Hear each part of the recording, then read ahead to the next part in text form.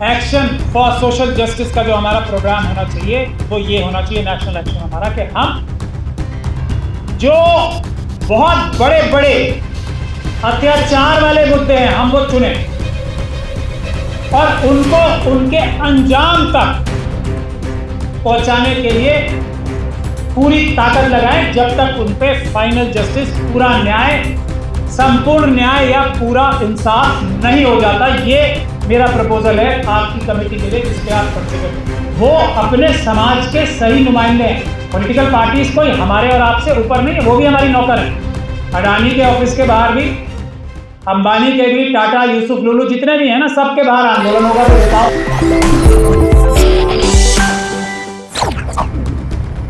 तो मेरा इस इतनी महत्वपूर्ण ऑर्गेनाइजेशन से, और मैंने इसका इतिहास पढ़ा, बहुत पॉइंटेड, यानी कि एकदम निशाना बना के आप लोगों ने अपनी एक्टिविटीज को निर्धारित किया है।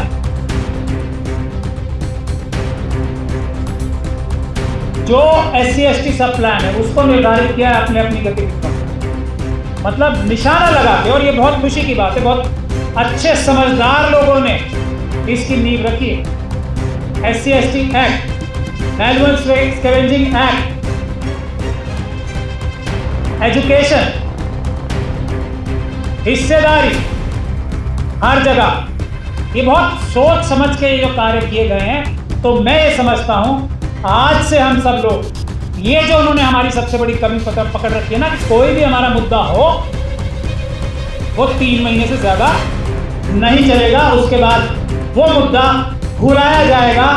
और उसके बाद नया कोई मुद्दा आएगा और वो मुद्दा भी ज्यादा से ज्यादा 3 महीने बाद भुलाया जाएगा।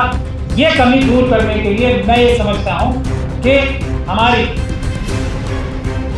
नेशनल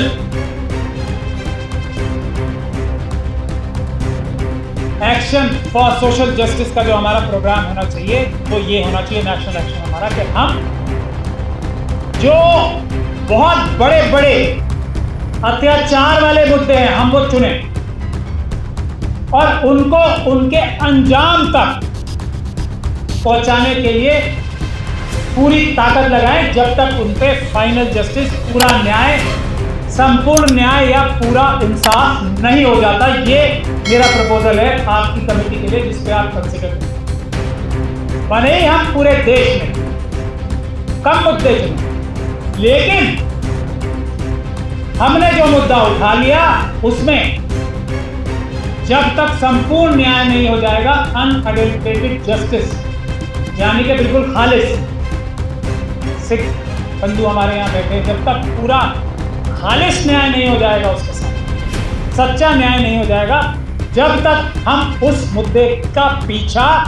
नहीं छोड़ेंगे। एक तो मेरा ये प्रपोजल, और इसका असर ऐसा होगा साथियों के, अगर हम 10 मुद्दे भी ऐसे देश में पकड़ लेंगे ना, सिर्फ 10,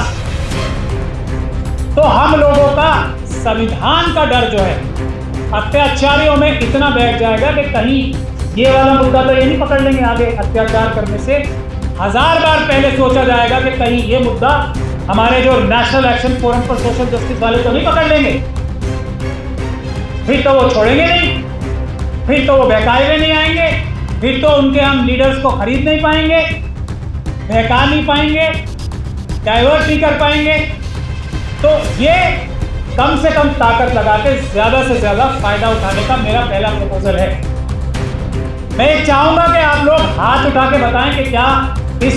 फैसले में, इस प्रपोजल में आपको कुछ दम नजर आता है या नहीं आता। तो एक तो मेरा बहुत धन्यवाद कि सभी लोगों ने इस पे इत्तेफाक किया, अपनी सहमति दी। एक मेरा ये प्रपोजल। दूसरा, मैं ये कहता हूं, मैं ये गुजारिश करता हूं कि हम जमीन पे आंदोलन भी करने की तैयारी करें, लेकिन उससे पहले जो हम तुरंत काम कर सकते हैं, एक हम अपनी एक ड्राफ्टिंग कमेटी या एक ऐसी कमेटी बनाएं जो एक चिट्ठी लिखे, वार्निंग वाली नहीं, गुजारिश वाली, पहले देश के सभी सरकारी और गैर सरकारी संस्थानों को, हर एक संस्थान को, चाहे वो सरकारी हो, प्राइवेट हो, कोई भी हो, अडानी, अंबानी, यूसुफ लुलू जैसे बेईमान बिजनेसमैन से शुरू करके जो फिकी है, जितने भी ये ऑर्गेनाइजेशन है, संगठन है, उनको चिट्ठी लिखे और उनको भारतीय संविधान की धाराओं का हवाला देकर ये पूछे कि आपकी संस्था में सरकारी और गैर सरकारी दोनों, और इसमें विदेशी संस्थान भी रहेंगे जो भारत में आके मल्टीनेशनल कंपनीज काम करें। मल्टीनेशनल कंपनीज से ये पूछा जाएगा कि आपने अपने देश में लागू और भारत देश में लागू कानूनों का सोशल जस्टिस कितना पालन किया है, और नहीं किया तो उसकी वजह क्या है, ये एक चिट्ठी लिखी जाए सब, और उस पर फिर हम उसके पीछे लगे, चाहे वो सभी हो कि भाई SC ST OBC के लोग जो हैं वो शेयर मार्केट में शेयर, उनकी भागीदारी कितनी है पूरे देश में। ये 90% लोगों ने शेयर कितने खरीदे, और नहीं खरीदे थे क्यों नहीं खरीदे। जो नौकरियों में संख्या के हिसाब से हिस्सेदारी नहीं मिली, ये जो है ना नॉट फाउंड सुटेबल NFS, उसकी वजह हमें बताओ, और इंटरव्यू और रिटन टेस्ट का लॉजिक और प्रूफ कि वो निष्पक्ष थे वो हमें दो। ये डिटेल चिट्ठी हमें पॉइंट वाइज, तो मैं ये गुजारिश करूंगा चेयरमैन साहब से भी और बाकी आपके ऑफिस बेरर से, ये काम तो हम कम से कम आने वाले 10-15 दिन में एक चिट्ठी तो लिखी, और उस चिट्ठी को हम प्रेस क्लब में एक बड़ी प्रेस कॉन्फ्रेंस करके रिलीज करें, और हम उसको फॉलो अप करेंगे। नहीं करोगे, जो संवैधानिक व्यवस्था है उसको नहीं मानोगे, तो फिर हम आंदोलन करेंगे। अडानी के ऑफिस के बाहर भी, अंबानी के भी, टाटा, यूसुफ लुलू जितने भी हैं ना, सबके बाहर आंदोलन होगा। फिर बताओ, ये तुम्हारी जो इतनी संपदाएं तुम देश की इस्तेमाल करते हो, जिसपे हक और अधिकार तो 90% लोगों का भी बराबर है ना, तो ये जो आप ये बोल रहे हो अभी 7,000 करोड़ एक शादी में खर्च हो रहे हैं बेशर्मी से, आपका और मेरा पैसा है, वो चुरा रखा है, वो एक फंक्शन में चुरा रखा है, सीधे सीधे बोल रहा हूं मैं, डिफेमेशन करने की हिम्मत नहीं है, मैं बार बार इस बात को बोल रहा हूं। अंबानी, मैं साबित कर दूंगा वो चुराया हुआ पैसा आपका और मेरा पैसा है, मेरे हक और आपके हक का पैसा। ये शादी पे पैसे क्यों खर्च हुए, ये भी हम चिट्ठी लिखें, कहां से आए, हिसाब दो। तो ये मेरा दूसरा आपके सामने निवेदन प्रपोजल, फिर आंदोलन करें। और तीसरा, आपका बहुत अच्छा सुझाव है कि महापंचायत होनी चाहिए, लेकिन उसमें मेरी गुजारिश थी, अगर आप लोग सब उसे सहमत करें, कि हम तालकटोरा गार्डन, तालकटोरा स्टेडियम जो है ना, उसमें अलग अलग समुदायों की एक पंचायत करें। पहले शेड्यूल कास्ट समाज की, शेड्यूल ट्राइब समाज की, OBC की,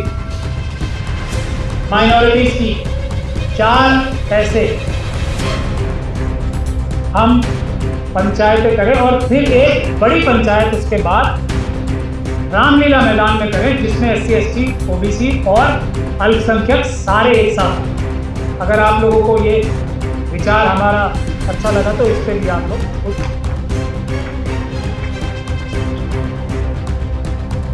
ये जो चिट्ठी लिखने की बात थी ना, जो मेरा दूसरा पॉइंट था, ये हम पॉलिटिकल पार्टीज को भी लिखें